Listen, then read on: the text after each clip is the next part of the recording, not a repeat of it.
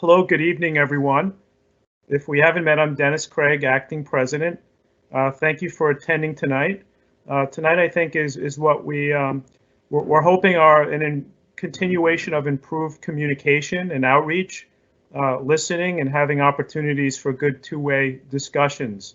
I'll be brief in my opening remarks because I'd like for us to use as much time as possible talking to our students and parents, hearing questions that we have, and leave plenty of time for conversation. Uh, First off, I wanted to thank everyone for their feedback to date on our spring plan. Uh, a lot of work went into it. As everyone knows, it's a living, fluid document that will change and will be updated. If you haven't read the plan, I highly encourage everyone to do so. Although it's many pages, it's rich in information, and often we find the answers to your questions can be easily addressed there. We submitted it to the State University of New York System Administration last Thursday, the 10th. Again, it's a living, working document that will continue to react to the twists and turns of the pandemic. So we're in a feedback evaluation mode where we'll be getting feedback from system on the plan, and we'll be getting your feedback tonight as well. In addition to reading the plan, on the website, there's a very helpful document, What Students Should Know section. It talks about safety, screening, testing, code of conduct, contingency plans if we need to pivot to remote instruction, etc. So there's good information there too. Part of our continued commitment and communication will include more events like this, broadcast emails to students and parents, and continuing to maintain virtual meetings. One of the things that we're organizing around shortly after the holidays, on around January 7th, we'll be providing as many updates as we can based upon what's happening with COVID at that time. So look out for more communications from us. Tonight, among the things that we would like to discuss, what will college experiences be like this spring? What concerns might remain about campus housing? As we predicted, right now we were able to satisfy all of the students that wanted to return, and we'll have a small number of new students living on campus as well.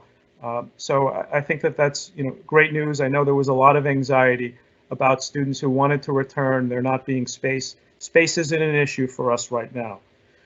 There had been questions about particularly seeing other campuses deal with COVID, what a pause looks like. And simply put, in our plan, if infections reach 5% or 100 cases or less within a 14-day period, we would pivot to 100% remote learning. That's a SUNY standard.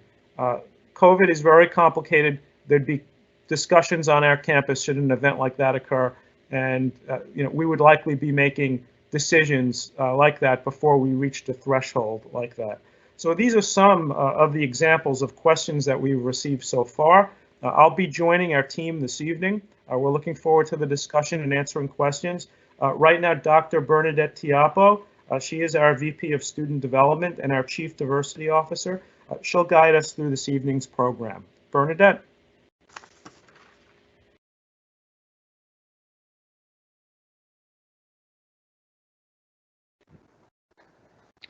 Thanks very much, President Craig.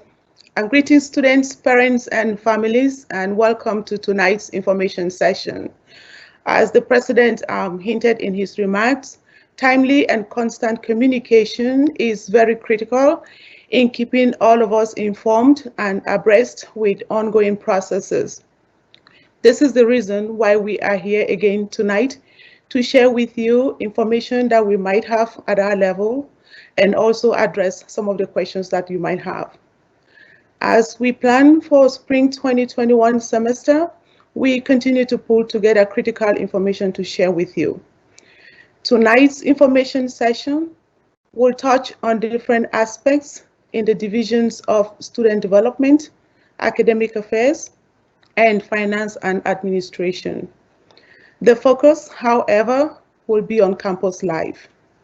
We hope that the information we share will be useful to our students who will be living on campus in the spring, our students who will be living off campus but within the surrounding Oneonta area, and to our students who are not going to be in the immediate Oneonta area.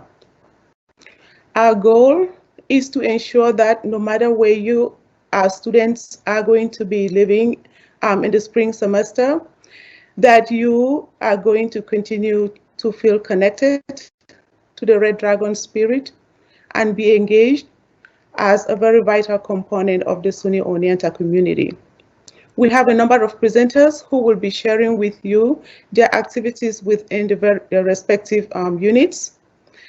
They will also provide responses to pre-submitted questions. We also have our staff members who will be responding to questions in the chat in real time. So please feel free to submit your questions in the chat as well. We also plan to take additional live questions from the chat as time permits. We will cover the following areas today: counseling, health and safety, off-campus life, residence life, dining, student activities, including Greek life, athletics, community standards, and billings. We'll have opportunity to respond to questions related to academics in the chat as well. Without any further delay, I would like to turn this over to the presenters. Each presenter will introduce themselves and will hand over to the next presenter once they're done with their presentation. So parents, families, and students, please be rest assured that we value your contributions as vital components of our campus community.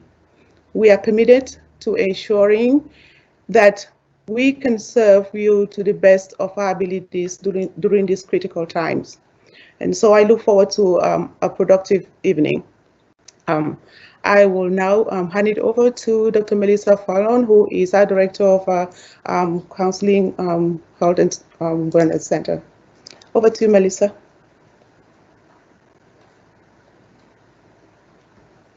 Thank you, Bernadette. I'm the director of the Counseling, Health and Wellness Center. I'm also the chair of the Health and Safety Subcommittee for the college's reopening plan. The subcommittee and all my staff have been very busy planning for a safe return to campus, and we're looking forward to welcoming the students back in the spring. The Counseling's Health and Wellness Center have been very busy supporting students' health, mental health, and overall wellness this semester, and will continue to provide services to students studying remotely and in person next semester.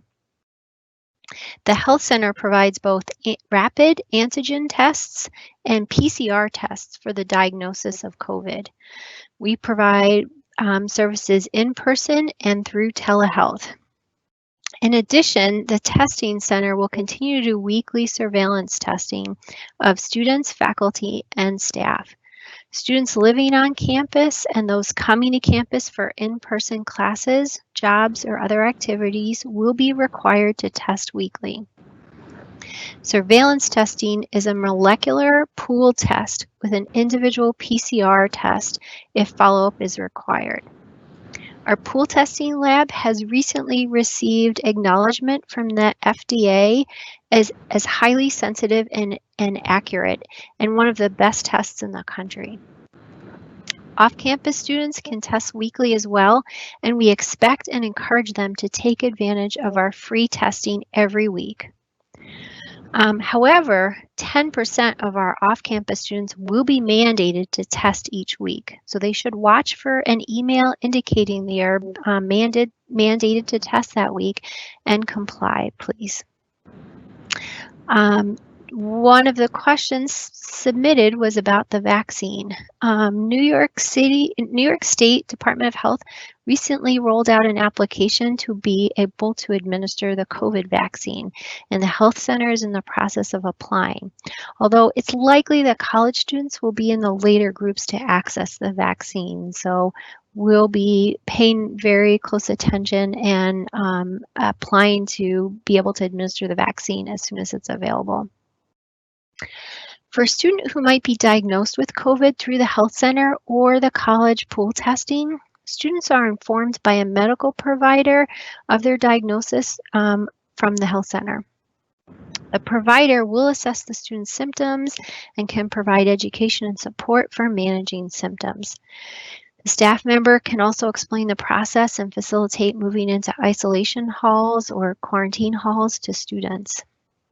Students who can't safely isolate off campus can opt to isolate or quarantine on campus, and the health center provider can facilitate that process as well. There are a few documented cases of people who have contracted COVID twice. So we strongly encourage students who have been previously exposed to COVID to continue to take precautions like getting weekly tests, social distancing, and mask wearing. Although it's also medically complicated to determine what's a cold, what's a flu, and how do we know it's COVID and not a number of other viruses we would normally see at this time of year. So we strongly encourage all students to get the flu vaccine before returning to campus for the spring semester. But students should know that if our medical providers can't rule out COVID as a cause of symptoms, then students may be placed in quarantine until we get all their tests back. The health center staff are prepared to treat students who are in isolation or quarantine due to COVID, both in person and through telehealth services. We provide digital thermometers and pulse oximeters to the quarantine and isolation team that can be delivered to a student for telehealth appointments in the quarantine and isolation halls. If it's warranted, there is also a room in the quarantine and isolation halls that's designated for in-person medical exams. So the provider will go to the quarantine or isolation residence halls and see the students there. In terms of requirements for returning to campus, there are several. Students will be required to show proof of a negative COVID test taken within 3 days prior to returning to campus, or proof that the student has tested positive in the past 90 days. There is a New York State Department of Health website where you can enter your zip code and locate all the places to get a COVID test near you. We will also provide the name of a company or two who can provide a PCR test by mail. But we do recommend that students and families plan in advance for this. Students will be required to complete an online COVID safety training education course prior to returning. They will also be required to quarantine for 7 days before coming to campus and sign an attestation that they did so. Students returning to campus will need to sign a statement of shared responsibility, acknowledging that it's everyone's responsibility to keep our community safe and talking about what their responsibility is. And then students will also need to complete the daily health screening for 14 days prior to arrival on campus. This will be something they'll have to do the whole time they're on campus. And it's quick, it's 6 questions. They'll get an email every morning, and we want to get them into the habit of doing it before they come to campus. Once again, once on campus, students will be required to test weekly, complete their daily health screening every day, and wear masks and social distance. And your student will receive a lot more information about all of these requirements shortly. To switch gears a little bit and talk about the other units in my area, the Counseling Center is completely online and will remain so next semester. We offer individual counseling, group counseling, same-day and crisis counseling appointments, and consultations. We have introduced a new method of supporting students during COVID. Given that students report the isolation of COVID has been very difficult for them, the Counseling Center offers multiple support groups, which we call coping circles, which are facilitated by a counselor and designed to help students connect with their peers and get support for all the challenges COVID is presenting for students. We also provide our regular group therapy on the topics of anxiety, grief, relationships, and a number of other issues. We also have a health educator in our office, and our health educator is very busy and very active, offering coping and support opportunities through various social media accounts. Please check out Lego Health Educator, No Violence, spelled KNOW, and Healthy Oneonta on Facebook and Instagram for more information. During the semester, our health educator also offers daily relaxation breaks Monday through Friday, incorporating music, art, animal therapy, humor, and encouraging students to take breaks daily as a way of helping to support their academic success. The health educator also works with some on-campus faculty, offering mindfulness meditation sessions a few times a week. That's a general overview of our services, but you can certainly find out more information about all our services at our website, and I will be available to answer questions about any of these services later. And so I'm going to pass it to the next person, but I'm not sure who that is. Thank you, Melissa. Thank Good you. evening, everyone. My name is Franklin Chambers, and I serve as the Vice President for External Affairs. Starting in this new role is an exciting challenge for me as well as the college. What many may have noticed has gone unnoticed, rather, is that we are building an entire department from scratch to enhance the experiences of our students living off campus. Our ultimate goal is to establish this much needed initiative in a manner that will make both a good and lasting impression for our students who matriculate here at SUNY Oneonta. Students who reside off campus from home or an off-campus apartment have a variety of opportunities to get involved with student life or campus life, and the many resources are available to make their matriculation as meaningful as possible. The Office of External Affairs will be a great resource to help our off-campus students and their parents get connected to the campus community. One of the ways that we hope to get our students connected is through an off-campus ambassador program that we will be creating. This off-campus ambassador will be an experienced SUNY Oneonta student who will be a key member of our office staff and will serve as an ambassador primarily to help those students living off campus for the first time transition to adult living and serve as a mentor to those students, as well as serve as a liaison with our off-campus students and the university. We will also create an off-campus parent ambassador program. You may ask, why are we creating this program? Because we understand that supportive parents equals successful students, and we want our students to be successful. Our off-campus parent ambassador programs are needed to help with students maintaining their connection to the campus and as a resource for new students, parents, and families throughout the year. As an ambassador, you'll get to share what you have learned about being the parent of an off-campus student and share that with new parents. You will have the opportunity to work with the college to create productive relationships with the city and the town and serve as an ambassador to help us collect food for our food pantries or even make a contribution to local nonprofits that our students volunteer with. We want you to be a voice for the college with our local, state, and national government. Lending your voice to a cause that can help improve your students' college experience or advocating on behalf of higher education in general could be quite meaningful and impactful, and we will appreciate your support. Now, over the winter break, we want you to talk to your students. Now, I know you already do this, but at this time, we're asking that you try asking some open-ended questions to your students that can lead your students to reflect and share more. And once they're sharing with you, we hope that you will share with us. We understand that these conversations can be private, but we also know that they can be beneficial and long-lasting if we have the information to provide better resources to help our students be successful while living off campus. We want you to encourage your students to follow all of the safety protocols. Encourage them to abstain from participating in hosting large gatherings, to wear their mask while in public, to social distance while they're in public, but to also stay connected. Now, we will be providing many opportunities for our students to stay connected.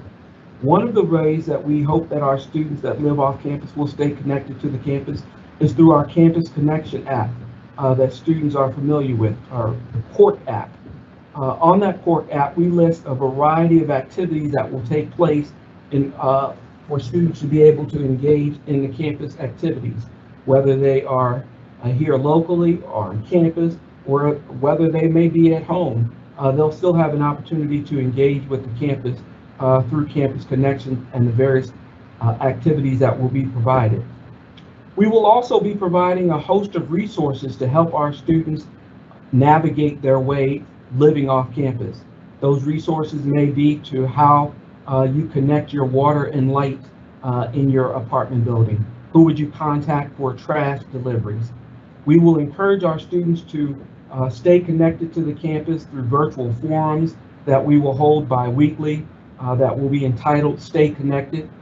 And as another meaningful resource, we understand when students live off campus for the first time, they may not know how to cook. So we will be providing various Cooking 101 activities, virtually of course, where students can send in a recipe that they would like to have prepared. We will have various staff members, both within the college and within our food service provider, to demonstrate how to cook these meals on campus. That's just one of the many ways that we hope to continue to engage our students who live off campus. Our students who live off campus can expect a host of information being either emailed to them or posted on the various SUNY Oneonta websites to provide them the necessary information for them to be successful. I will now turn the program over to Dr. Monica Grau, the Director of Residence Life and New Student Services, but I will stick around to answer any questions that may be raised about off-campus living. Dr. Grau? Hello, as Dr. Chambers said, I'm the Interim Director of Residence Life, Monica Grau. I'm the Director of New Student Services, and both departments are looking forward with hope and enthusiasm to our spring semester. The Department of Residential Community Life is looking forward to welcoming students back in a low density model. And this means that we'll be housing students in groups of 3 to 4 per bathroom in single occupancy rooms. So no roommates for the spring semester. The process for returning students has already started. Students who've been approved for housing have been given an opportunity to create a pod of other approved students with whom they'd like to live near. If students are unclear about how to form a pod, the directions are in the email, or they can contact us in Residence Life and we'd be happy to help walk them through that. We're offering pods for the spring semester in order to offer students a level of comfort within their residential community, that they'll know 2, 3 other students in their spaces. Residence Life staff will then take those pods and assign spaces based on the total number of credits in those pods into our housing availability.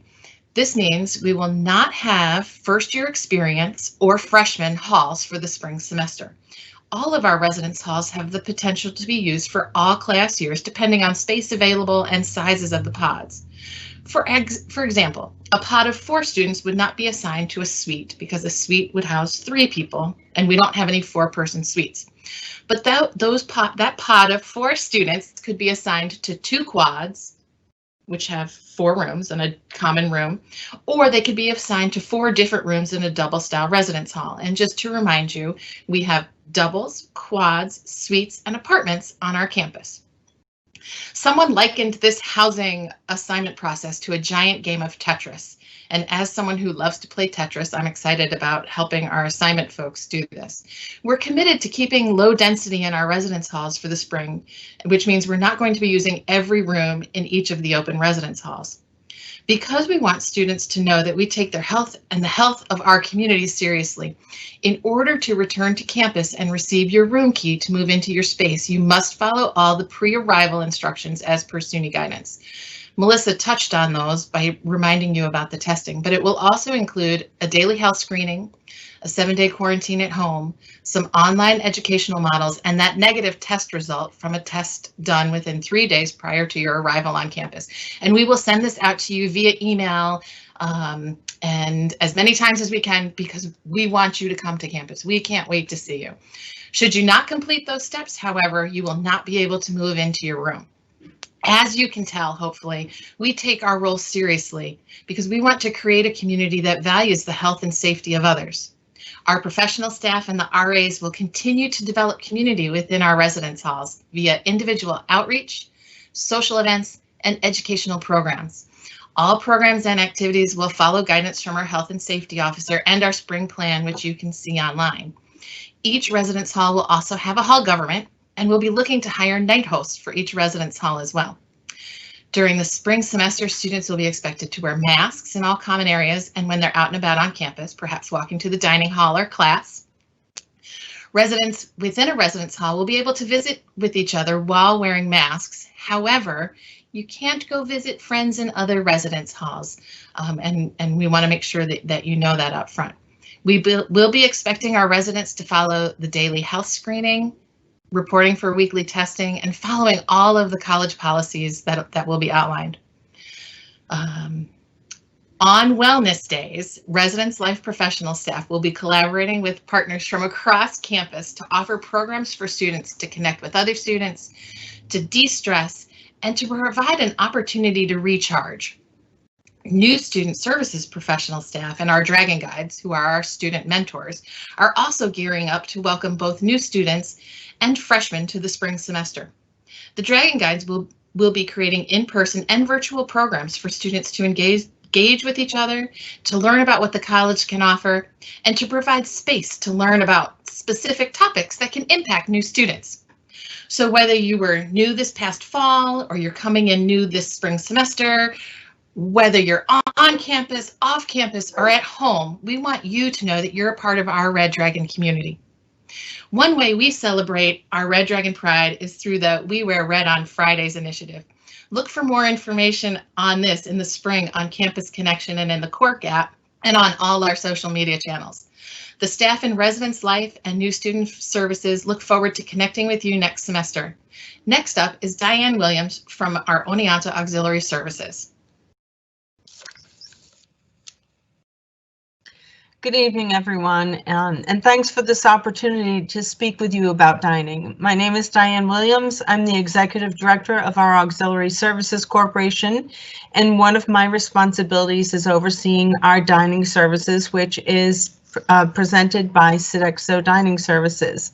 On the chat line, we have Jimmy Ham and Rebecca Malloy from Sodexo Dining Services who can answer any questions that I do not address. When our students come back for the spring semester, we will be serving them in Wilsbach Dining Hall. Unlimited takeout meals will be available for the students on the resident dining plan.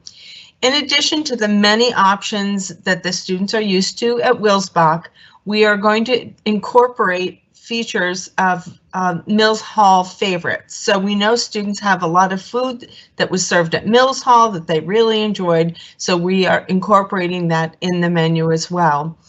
I've had some questions about vegans and vegetarians, and there will be many options for vegans and vegetarians at various stations, and I've asked that Dining Services post a sign in Wilsbach Hall to direct students to what those options are. I know people are anxious to have a dine-in experience in the dining hall, but we will return to that format when it is prudent to do so. We will be tracking and analyzing things like compliance with daily health screening and compliance with weekly testing. We have to look at the rate of infection in our area and the availability of vaccines. And we also are obligated to follow the rules of the Department of Health and SUNY guidelines. We really look forward to a time when we can welcome students to dine with us in Wilsbach Hall. But in the meantime, our meals will be served on an unlimited basis, and their meals will be served in reusable containers. We will also have a disposable option. I do want to stress that we really like the reusable containers. We've been using them for many years, and we prefer them for a variety of reasons. They do hold the heat better. They hold more food. They're certainly more sustainable. If you have concerns about cleanliness, we are responsible for cleaning them, and we run them through our dish machine at extremely high temperatures, and we also put them through a 180-degree sanitizing rinse. They are approved by the Department of Health as well.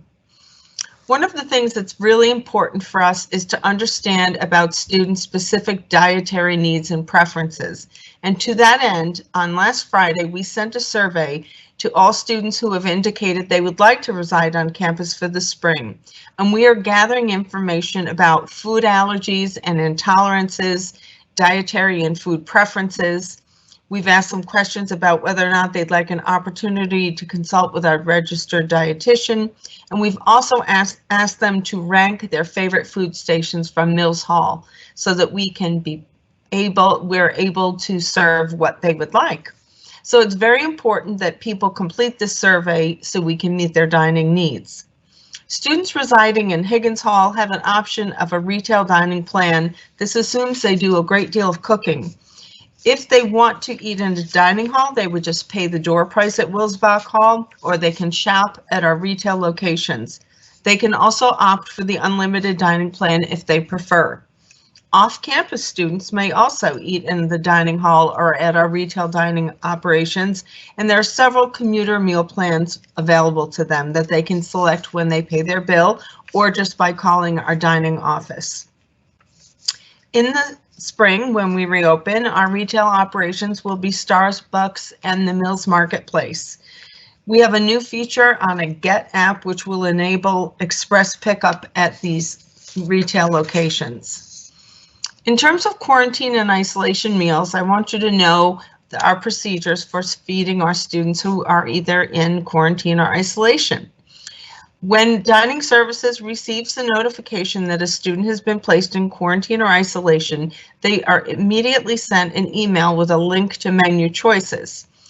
This is really important, that the information that we gather on the survey is really important, and that's why we want students to respond, because we will already have crucial information that will help us meet their needs. Whether they have food allergies, whether they're a vegan, they're on a diabetic diet or a restricted calorie diet, this is information we need to know. We work with the quarantine and isolation team that manage those buildings, and we deliver brunch and dinner on a daily basis, and the dinner includes a continental breakfast for the next morning, so they do get 3 generous meals per day. In the event that we go into a pause mode, students who are not in quarantine or isolation can still pick up their takeout meals at Wilsbach. It's only students in quarantine and isolation who will have their meals delivered. In all of this, communication is very, very important. In general, if there's a problem, students should let Dining Services know as soon as possible. We can't fix a problem that happened 2 days ago, and we certainly don't want to learn that you didn't like your meal on social media. If they could address the situation in real time with us, then we can respond to their concerns. So it's important that students reach out to us if they're not satisfied with their dining experience. It's now my pleasure to introduce Rob Thibault, who will be answering questions and presenting Student Life. Well, thank you, Dee. Good evening, everyone. On behalf of the staff of the Hunt College Union, I wish you happy holidays and remind our students that you have a place here. Fall semester was busy with more than 1,198 activities that occurred. And let me assure you, this spring, we're not going to slow down. Our plan is to continue most campus-wide programs as virtual or hybrid, with some in person, Mondays through Thursdays, and mostly hybrid or in-person hands-on activities in small groups on the weekends. There will be in-person activities in the residence halls, and all in-person or mask-to-mask event attendance may fluctuate and be capped on CDC New York State COVID guidelines. So we'll have to kind of play by those rules. When possible, we will have performances or presentations with a single performer, perhaps with small audiences, which may be shared virtually to those from afar. Events with multiple performers on stage is likely, or unlikely, I should say, due to COVID protocols. And performances and exhibitions will not be open to the public. Our program board, the Activities Council, AAC, will provide anchor programming 6 nights a week, including virtual, in-person mask-to-mask, and hybrid events broadly available to our students living on campus, students living locally off campus, and students living at a distance. Our schedule for activities begins January 21st, mark your calendars, and we'll run through May 14th. Our Friends at Activities Council will provide 9 to 10 activities each week. Some of these may be recorded and available to students for later viewing. And as noted by Dr. Chambers, you can find those events posted online at Campus Connection or at the Cork app, that's CORQ, during the first week of January. But get this, there's more. Family members may also participate in getting a subscription to the weekly email broadcast. Our students get it because they're students, but also family members who are eager and interested to know what's going on at Oneonta from the activity standpoint can also subscribe. And you can do that at the Student Life and Leadership webpage. There's a little link at the bottom of that page, and perhaps one of my chat buddies might drop that in for you. So you can subscribe and take note and monitor what's going on. Let's see, let me jump into Greek life here. Sorry about that, friends. Hey, questions about Greek life? Yes, Greek life will occur, and we anticipate the recruitment period starting near March 1st. And while we're going to probably also offer you 2 virtual parent information sessions in the spring semester to talk about recruitment, and these will be held on Tuesday, February 16th and Wednesday, February 24th. Both the sessions will cover the same information, and I'm hoping my friends in the chat box will drop a link for you so you can learn more information on how to register for these. To my students, there will be 2 virtual Meet the Greeks sessions via Zoom on Friday the 12th at 4 p.m., that's February, and Wednesday the 17th of February at 7 p.m.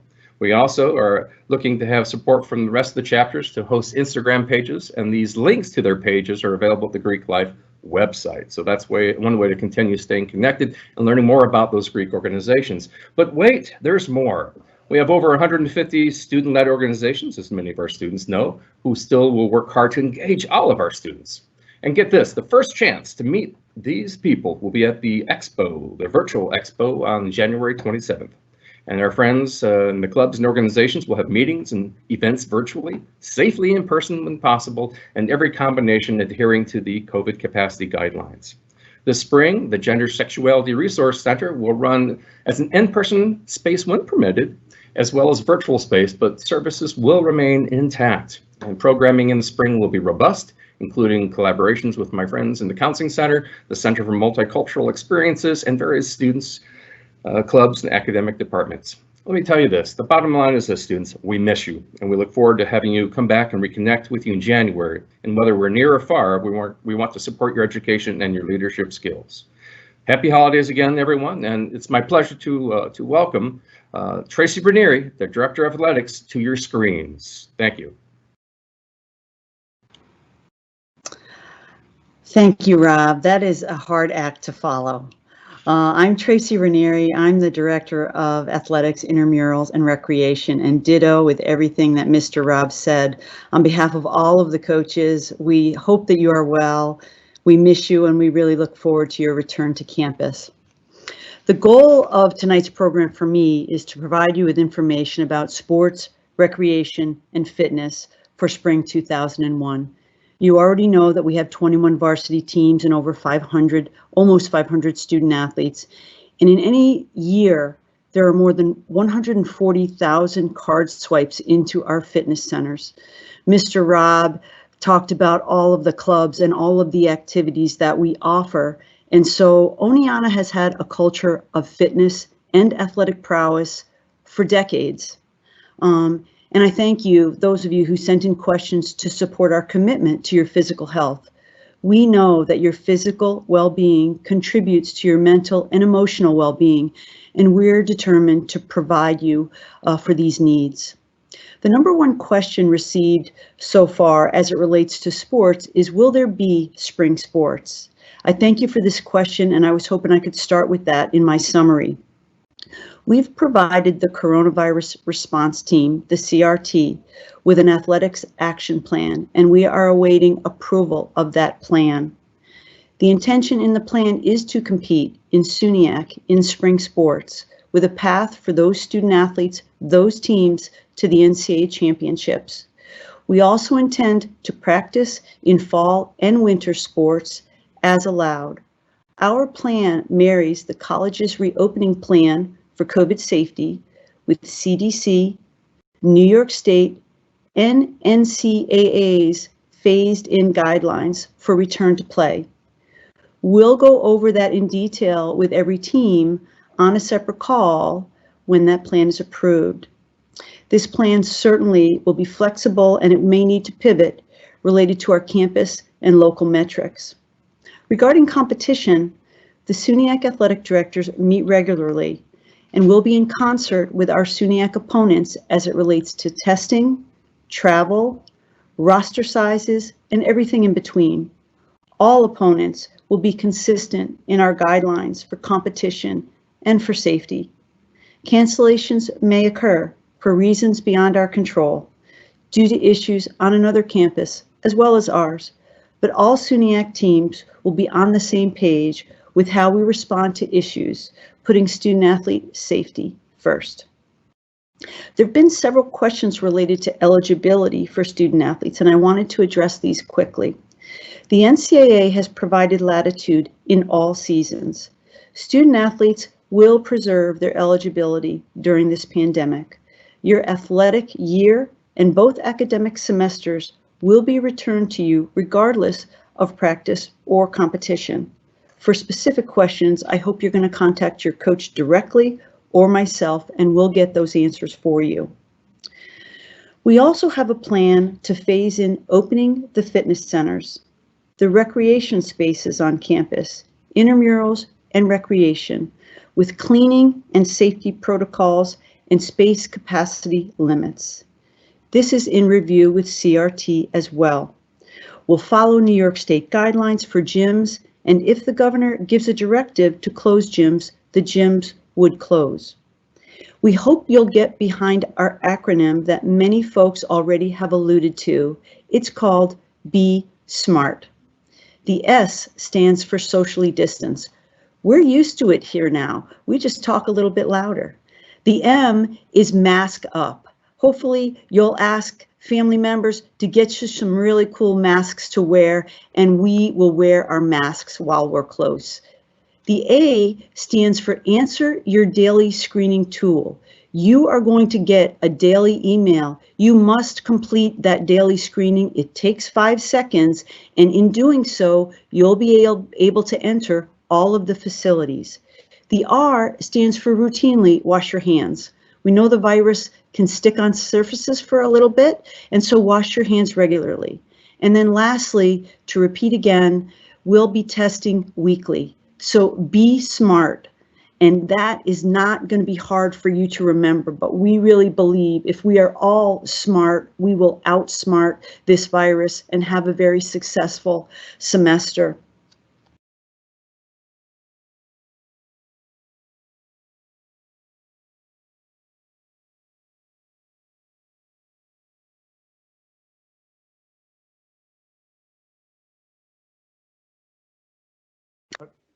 Tracy, you somehow went on mute.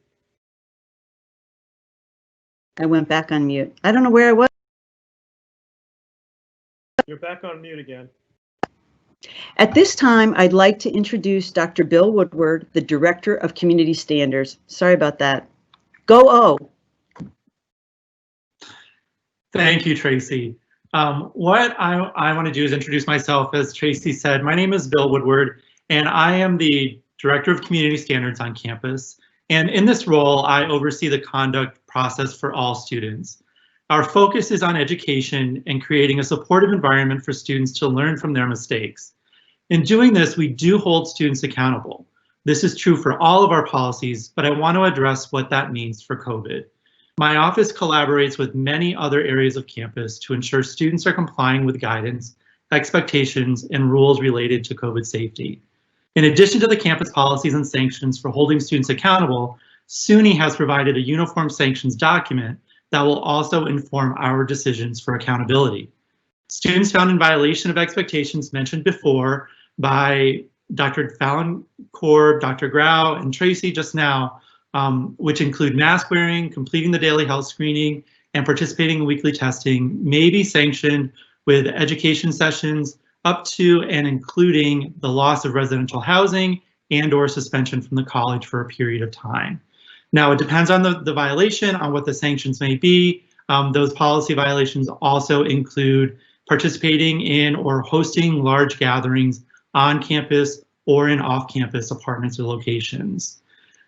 Information was shared about the SUNY uniform sanctions when it was released in the middle of the fall semester that did address the various COVID violations and possible consequences or sanctions, but we acknowledge that many students were no longer on campus when this document came out. So we will be communicating this again to students prior to and upon their arrival to campus for the spring semester. We don't want there to be any shocks or any unexpected consequences. We want to make sure that students understand that it is an expectation of being a part of our community to participate in all of the expectations regarding screening, social distancing, participating in testing, and doing what is expected of them as students in this environment. Students who plan to be on campus, we will be monitoring those who live on campus and who are part of classes.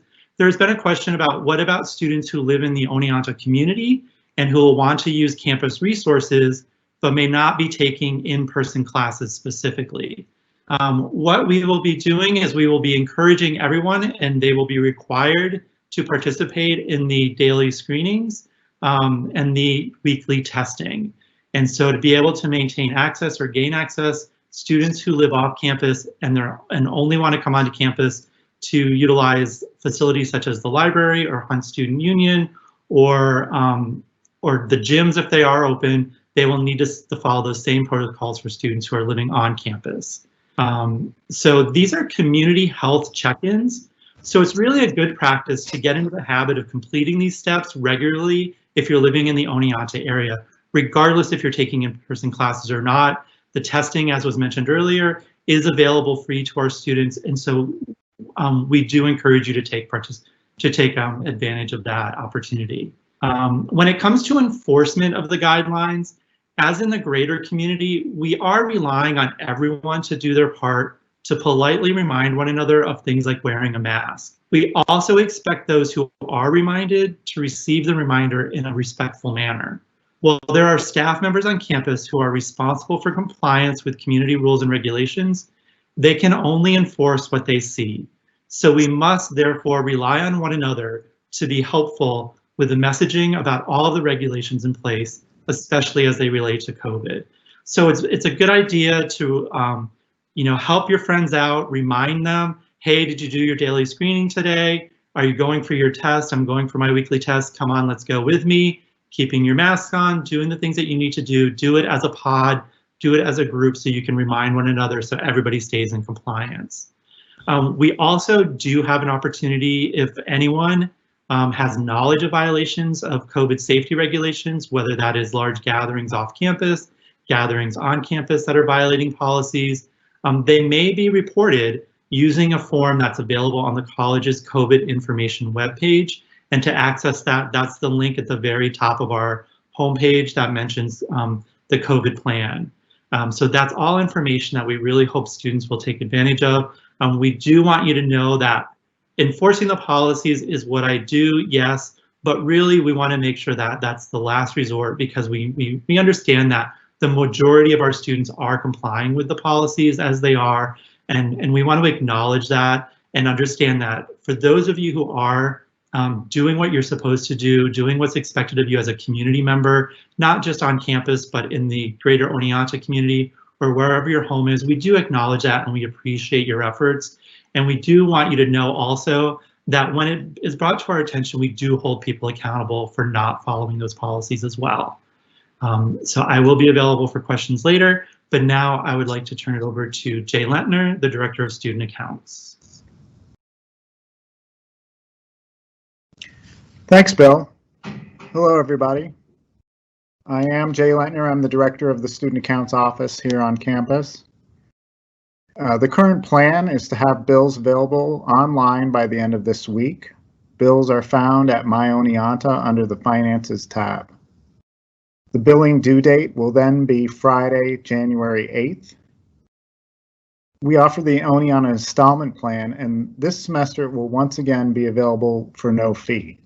This means families can spread their balance due out over 3 payments without additional cost or interest. The installment plan due dates are January 8th, February 22nd, and March 22nd. January 8th is a Friday. The 22nd of February and March are Mondays.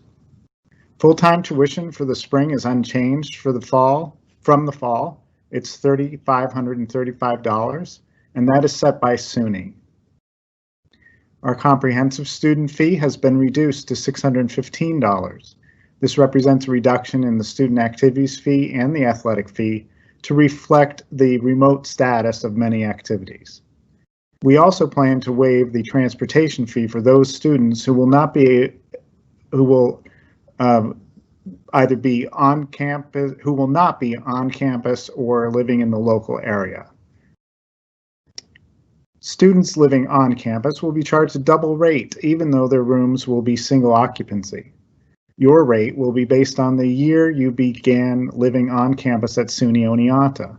For example, a sophomore who lived on campus beginning fall 2019 will be charged $4,605.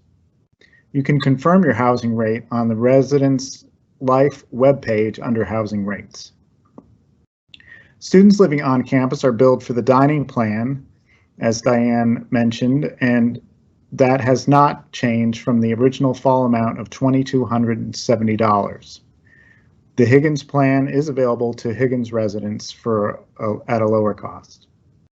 Off-campus students may add a commuter dining plan when processing the online bill.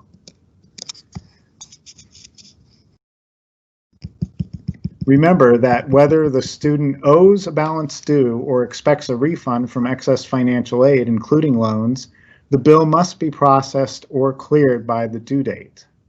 We anticipate beginning the refund process the week of January 18th.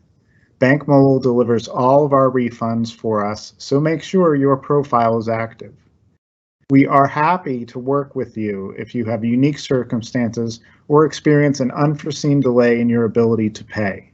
We call ourselves the Friendly Billing Office for a reason, and we're always available to work with you. You can contact me or the Student Accounts Office via phone, email, or schedule a meeting on Teams. Feel free to reach out with any questions or concerns throughout the semester. And now I would like to turn it over to Michelle Thibault. Michelle? Good evening, everyone. My name is Michelle Thibault, and I'm the Director of Continuing Education, and I am also a member of the Families at Oneonta team. So it looks like we've had some questions come in. I know we are running a little late in time, so we may go past 8 o'clock because we do want to make sure that we get all of your questions answered. So Diane, it looks like our first question would be for you. What if I have a very restricted diet? How can I make sure that I will have things to eat? That's a great question. We are used to working with students who have very specific dining needs. I would encourage that the student respond to the survey that was sent out in the email last Friday, and subsequently, if students are approved to live on campus in the coming weeks, you will get the email with the survey. The survey asks very, very specific questions about food allergies and intolerances and dining preferences. I mean, if you don't like tomatoes, you can tell us you don't like tomatoes.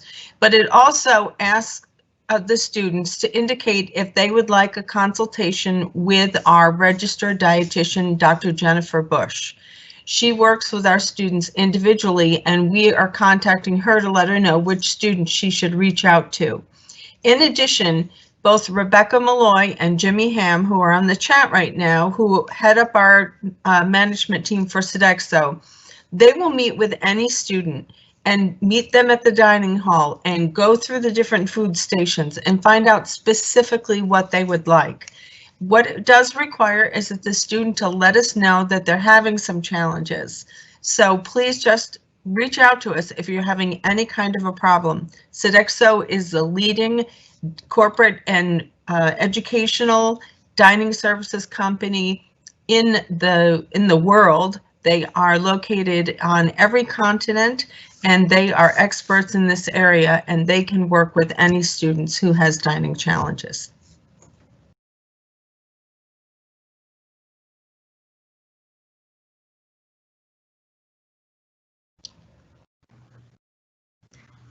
This next question is for Rob.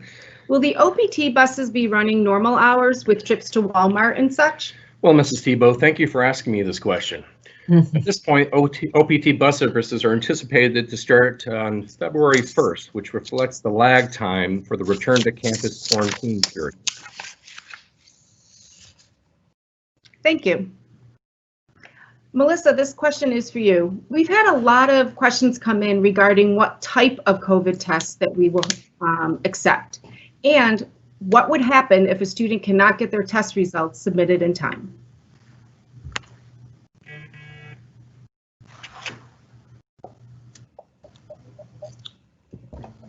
You're on mute.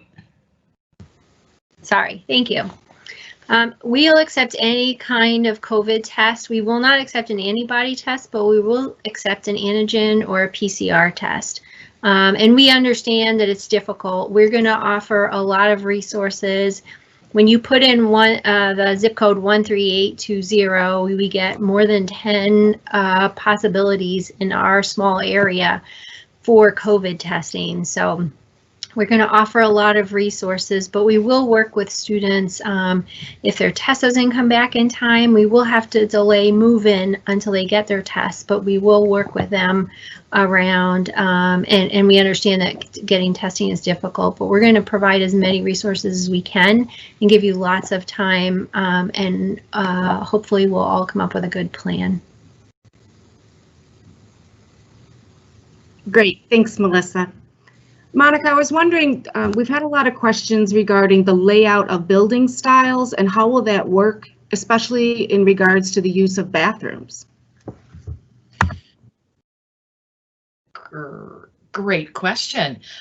So our double style residence halls are traditional corridor style residence halls with the bedroom doors facing out into the hallway with a shared bathroom. There are 2 bathrooms on each wing, so there would be no more than 8 people on a wing in a double style residence hall. Similarly, in our quad style buildings, they're corridor, but with the common room door to the outside hall, to the inside of the building hallway, but to the hallway. 2 bathrooms per floor, per section. Typically, we wouldn't, excuse me, have more than, again, 8 people in the 4 to 6 people in that area. Suites are a little different because there's 3 bedrooms, a common room, and a bathroom inside the unit. So we'd be able to house a group of 3 in a suite.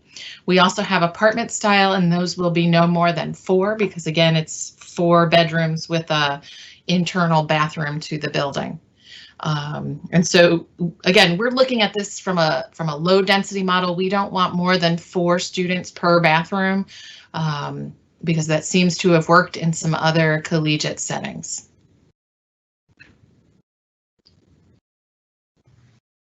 Thank you, Monica. My next question is to you also. There seems to be a lot of questions about residence life. What are these pods? What can I do with my pods? Do I have to wear a mask all the time when I'm with my pod? Again, great questions. And yes, you do need to wear a mask when you're with your pod because they are not living in your unit, unless you're in a quad or a suite. So there are some differences. In your common room, in a quad or a suite, you can be with your pod mate without a mask. The second someone who's not in your living unit comes in, you all must be wearing a mask. That's the bottom line, because our goal is to keep our community as safe and healthy as possible. I think everybody on this call has said, let's keep our community safe and healthy, be smart, like Tracy said. So pods are a group of up to 4 students who have been approved for on-campus housing who want to live near each other in a residence hall. And the instructions for requesting your pod are in the email. Christine Edwards and Mike Farmer from Residence Life are in the chat. They can also answer that question. I think I covered the whole question, Michelle. Yes, but I have a follow-up. When will they find out if their pod got to be a pod? I believe I believe that housing assignments will go out no later than January 6th so that everyone can start their 14-day pre-screening, although you should never stop doing it, just keep doing it so it becomes habit, but no later than January 6th. Thank you, Monica. I'll let you go for now.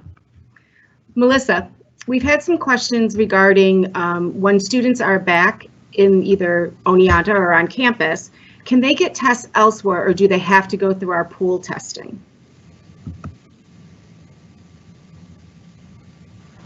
Interesting question. They can get tests, and we are working on a process for students to submit tests if they perhaps missed a pool test. But I would really encourage people to come to pool testing. It's free. It is quick. We are getting faster PCR tests than they're getting down at Bassett. So, and we really, Tracy and her staff really worked hard to make it run very efficiently and quickly. So we really encourage people to use it, but absolutely they can get tested wherever they want. Thank you, Melissa. Tracy, I know you addressed some of this in your opening remarks, but there are some questions coming in as to the facilities, the pool, the weight rooms, the exercise rooms. I think it's called the catwalk, the track around the gym and the field house. Will those be open and available for students? Thank you for that question. We have submitted a plan, and please remember that we have the Department of Health and we have New York State guidelines along with our campus guidelines, local guidelines that are going to help to really support some of these things. We have a very detailed plan, as I said earlier, that marries all of these things with the intent that you will be able to be physically active. We all know how important that is, and we're going to do everything that we can to make sure that that happens for you. In the plan, it is a phased in approach to the plan. So while there will be, like we're talking about pods, there'll be smaller groups in the fitness center, smaller, a number of individuals. It'll be considerably smaller, but we have some really advanced IT that I think you're going to be excited about, where you're going to be able to go online and see real time the capacity in the fitness center. Thus, you're going to be able to say, okay, which fitness center can I go to for my low density and my workout? So we've thought about a lot of things, and we think that you're going to be satisfied. But like I said, a lot of things have to come together. It is our intent to open these facilities. Thank you, Tracy. We've also had some questions about whether or not the library is going to be open, and I can actually answer that question. Starting February 1st, the library will be open and available for students to study in, check books out, what you do in a library. There will also be other spaces around campus that will be open for students to study and to socially distance and get together, so they don't have to be in their room all the time. So it looks like we've come to the end of our questions, and I'd like to turn it over to Acting President Dennis Craig for our wrap up. Thank you.